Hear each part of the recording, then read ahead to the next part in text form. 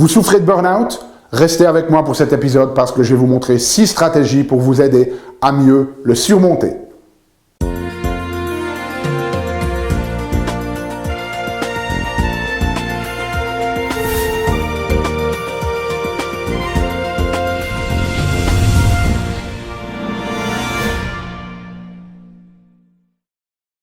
Parce que la vie est bien trop magique pour être petite et que nous avons tous besoin d'une prescription pour grandir en conscience et faire que nos rêves dévorent notre vie. Bonjour, je suis le Dr Yannick Pauly. Bienvenue à un nouvel épisode d'une grande vie où je vous propose de découvrir chaque semaine des stratégies pratiques pour grandir en conscience, qu'elles soient d'ordre physique, émotionnel, psychologique ou spirituel, parce que c'est cette conscience qui est au cœur d'une vie pleinement vécue et de notre évolution en tant qu'être humain.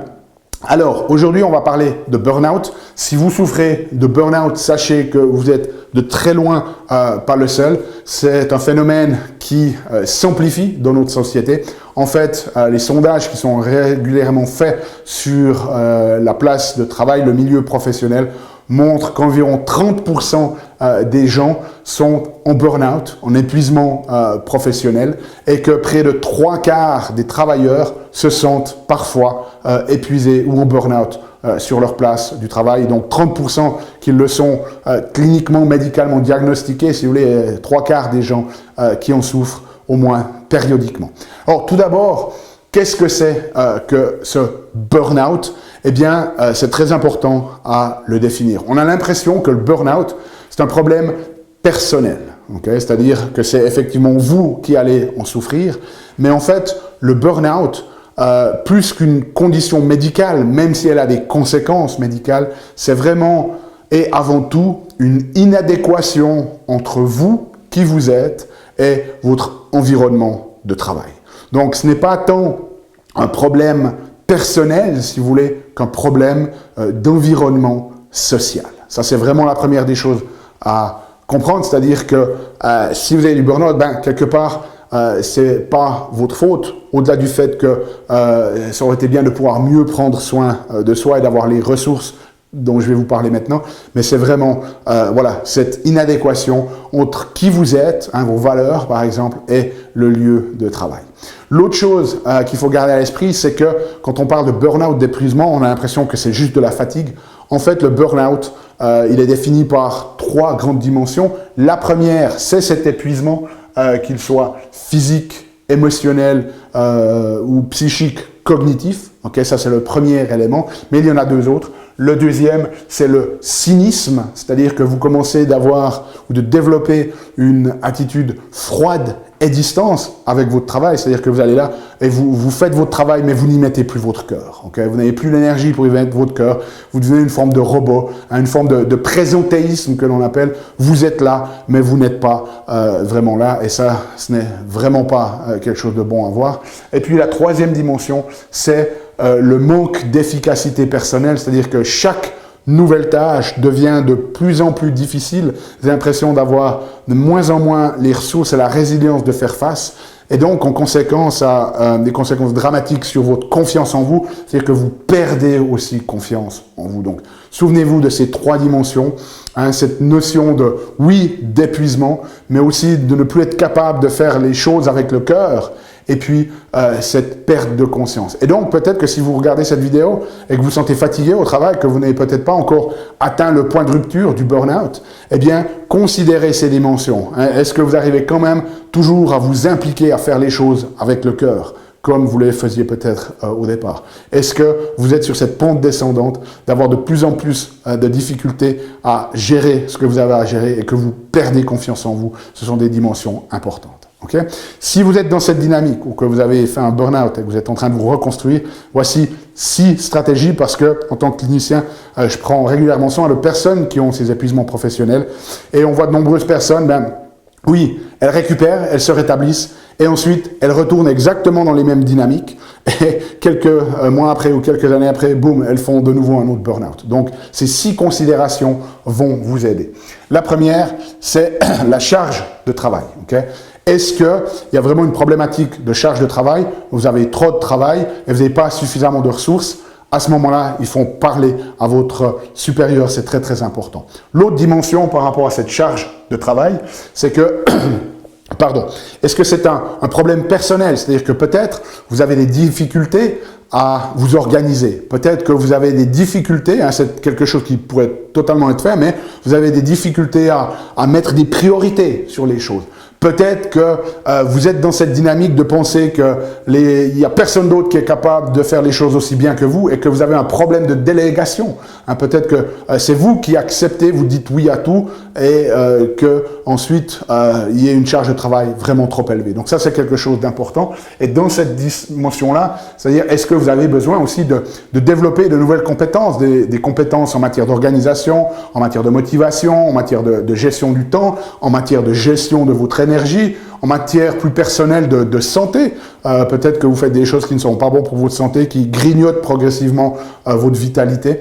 Donc, première question, par rapport à cette charge de travail, il y a trop, mais est-ce que c'est vraiment objectivement trop ou est-ce qu'il y a des facteurs personnels qui pourraient, s'ils étaient améliorés, eh bien, vous permettre de mieux gérer cette charge de travail?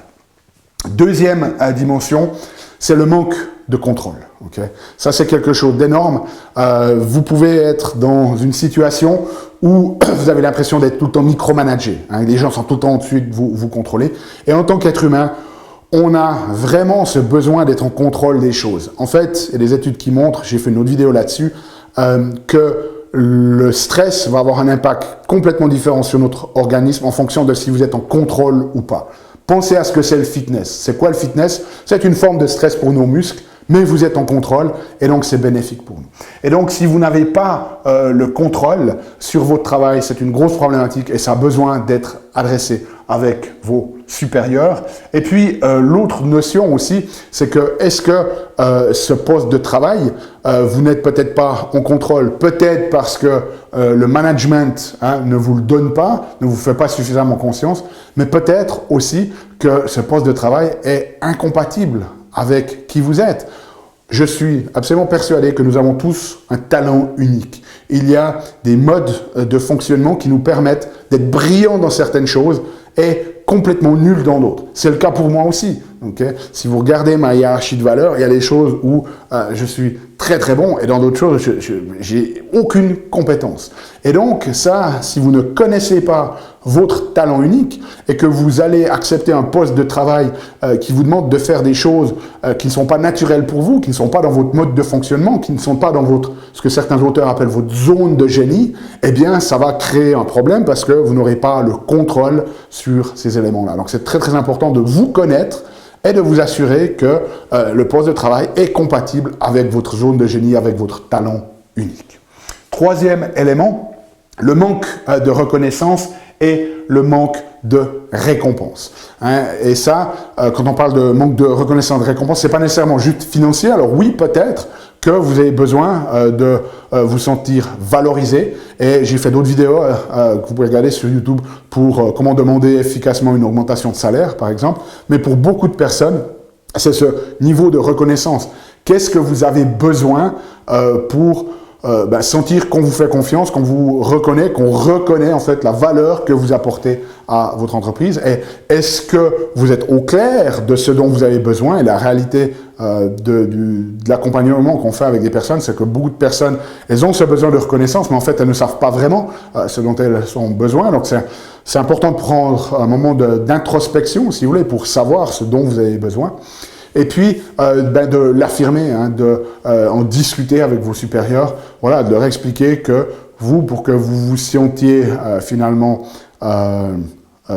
plein, grandi, reconnu, vous avez besoin, parfois c'est simplement un merci, alors qu'on ne vous donne pas. L'autre chose à savoir aussi, il y a des études qui viennent des États-Unis, c'est que entre 30 et 50% des personnes qui travaillent dans des entreprises, elles ne sont pas au courant où elles ne profitent pas en fait de toutes les récompenses que l'entreprise propose. Et donc peut-être que vous avez besoin d'un certain nombre de récompenses, peut-être plus de jours de congé ou peut-être financièrement, et peut-être que votre entreprise vous offre certains de ces éléments et vous ne le savez même pas. Okay? Et donc informez-vous de en fait tous les bénéfices auxquels vous avez droit dans votre entreprise, et puis peut-être que vous allez découvrir qu'il y a des bénéfices que vous n'avez pas demandé ou que vous n'avez pas exigé alors que vous y aviez droit. Okay? Donc ça, c'est un autre moyen d'améliorer cette notion de récompense. Ensuite, 4. Un facteur très destructeur, c'est l'injustice. Okay. Ça, c'est vraiment un facteur clé aussi dans le burn-out, c'est-à-dire, voilà, vous avez un certain nombre de valeurs, on y reviendra, et puis vous trouvez que le monde du travail est injuste.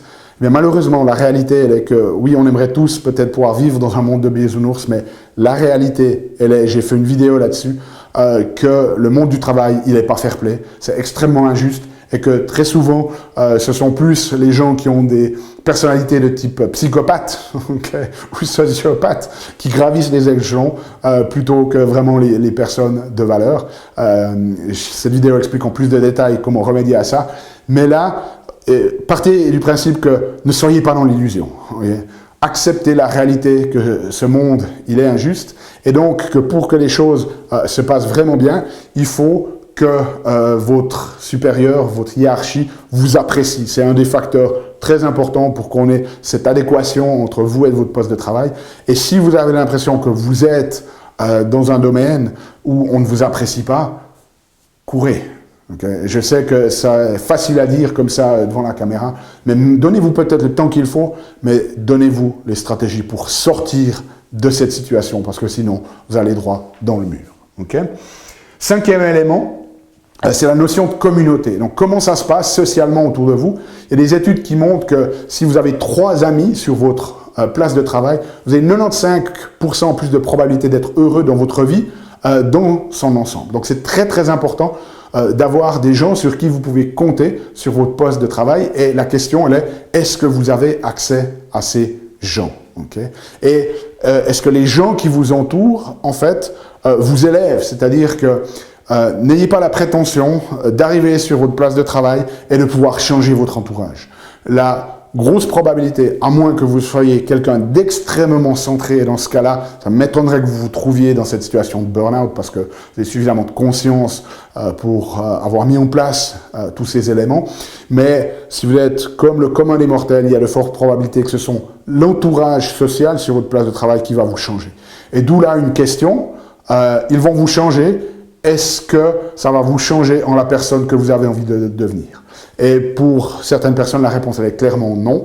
Et donc, de nouveau, si vous êtes dans cette situation-là, courez, ne restez pas dans ce type d'environnement parce que ça, c'est quelque chose de vraiment important. L'autre notion ici, dans cette notion de communauté, ce soutien social, il est extrêmement important, notamment lorsqu'il y a du stress. Donc, si vous n'avez personne sur votre place de travail vers qui vous pouvez tourner, en qui vous pouvez avoir confiance lorsque les choses deviennent plus stressantes, eh bien vous êtes vraiment à risque. Et donc l'idée ici, commencez de faire des démarches pour voir si vous pouvez trouver d'autres postes qui seraient plus en adéquation, où il y a des personnes avec qui vous entendriez mieux. Okay? Et puis finalement, dans cette notion de communauté et de relation, le dernier élément, c'est la relation que vous avez avec la personne la plus importante sur votre poste de travail. C'est au niveau de votre hiérarchie. Est-ce que vous avez une bonne relation avec votre supérieur direct? Ça, c'est un facteur vraiment très, très important dans le burn-out. Si la réponse est non, vous faites les démarches pour pouvoir trouver un autre environnement de travail qui sera plus en adéquation avec qui vous êtes. Et puis finalement, sixième élément, c'est les valeurs. Okay? Nous avons tous des valeurs, des choses qui nous tiennent à cœur. La question c'est, est-ce que, votre entreprise a des valeurs qui sont finalement claires? Et puis, est-ce qu'elles sont en adéquation avec vos valeurs? Okay? Si vous êtes en train de travailler dans une entreprise pharmaceutique qui vend des médicaments alors que vous ne prenez jamais de médicaments et vous ne vous soignez qu'avec des plantes, vous n'êtes pas en adéquation avec les valeurs. Okay? Si vous travaillez chez un producteur de tabac et que vous trouvez que la fumée tue, vous n'êtes pas en adéquation avec vos valeurs. Donc, soyez conscients. Si vous ne connaissez pas vos valeurs, j'ai fait des vidéos là-dessus. Vous pouvez chercher Dr Yannick Pourly dans YouTube, comment découvrir vos valeurs. Et puis, assurez-vous que vos valeurs soient en adéquation avec les valeurs de votre entreprise. Maintenant, il peut y avoir des situations où c'est vraiment toutes les valeurs de l'entreprise qui ne sont pas en adéquation. Parfois, ça peut être juste certains projets, donc là, ça peut être gérable, négociable. Mais si vous vous retrouvez dans un environnement où les valeurs intrinsèques de l'entreprise ne sont pas alignées avec les autres, de nouveau, faites ce qu'il faut pour pouvoir changer. Maintenant, il peut y avoir des valeurs exprimées qui sont en accord avec les autres, mais vous voyez qu'au quotidien, ces valeurs ne sont pas suivies, et donc ça, c'est un autre problème. problème. Okay? Donc voilà, j'espère que cette vidéo vous a donné de la clarté sur ce qu'est le burn-out, sur ce qu'il faut considérer, et puis 6 stratégies pour vous aider à le surmonter. Si vous avez des questions, n'hésitez pas à les laisser dans les commentaires. Nous, on se retrouve la semaine prochaine pour un nouvel épisode. D'ici là, souvenez-vous, émerveillez-vous, aimez la vie et contribuez chaque jour un petit peu plus.